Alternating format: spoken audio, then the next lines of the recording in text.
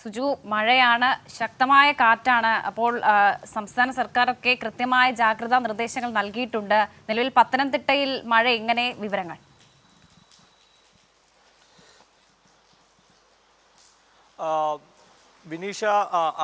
വിനീഷ അതുപോലെ പറഞ്ഞത് കമലേഷ് പറഞ്ഞ പോലെ തന്നെയാണ് പത്തനംതിട്ടയിലെ സാഹചര്യങ്ങൾ സമാനമായ രീതിയിൽ തന്നെയാണ്. ശക്തമായ കാറ്റിനൊപ്പം ശക്തമായ മഴയാണ് പത്തനംതിട്ട ജില്ലയിൽ ഇപ്പോൾ ലഭിക്കുന്നത്. ഞാനിപ്പോൾ നിൽക്കുന്ന ഈ സമയത്ത് അല്പം മഴയ്ക്ക് ശമനമുണ്ടെങ്കിൽ പോലും അങ്ങനെയല്ല, ഇടവിട്ട് ശക്തമായി തന്നെ മഴ ലഭിക്കുന്നുണ്ട്. ജില്ലയിൽ വീശിയടിച്ച കാറ്റിൽ വ്യാപക നാശനഷ്ടമാണ് ഇന്നൊരു ദിവസം മാത്രം ഉണ്ടായിരിക്കുന്നത്.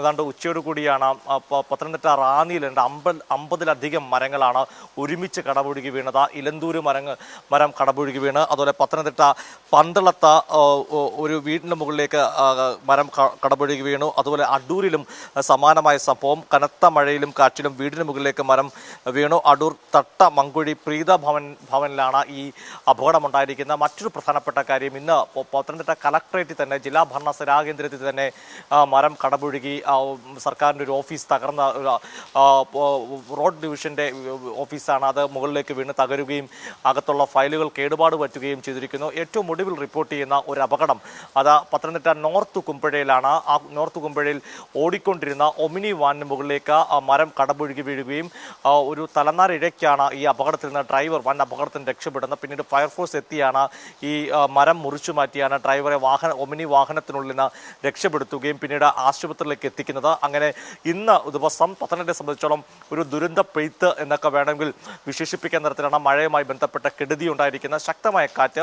ആ കാറ്റിനെ തുടർന്നാണ് ഞാൻ ഈ പറഞ്ഞ അപകടങ്ങൾ, മരം കടപുഴകി ഉണ്ടായിരിക്കുന്നത്. കഴിഞ്ഞ കുറേ ദിവസങ്ങളായി ശക്തമായ കാറ്റും മഴയുമാണ് പത്തനംതിട്ടയിൽ ലഭിക്കുന്നത്. ഇന്നലെ വരെയുള്ള കണക്ക് പ്രകാരമാണെങ്കിൽ 124 വീടുകളാണ് ഭാഗികമായി തകർന്നത്.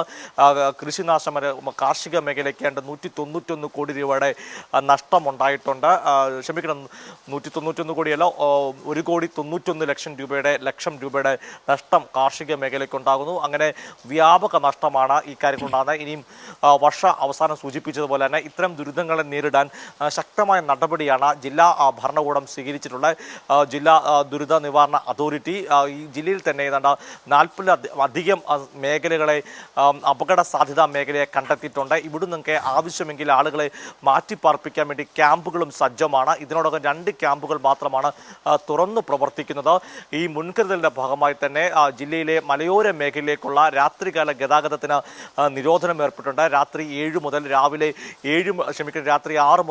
7 മണി വരെയാണ് ഈ നിരോധനം ഏർപ്പെടുത്തിയിരിക്കുന്നത്. കോറികളുടെ പ്രവർത്തനത്തിന് നിരോധനമുണ്ട്.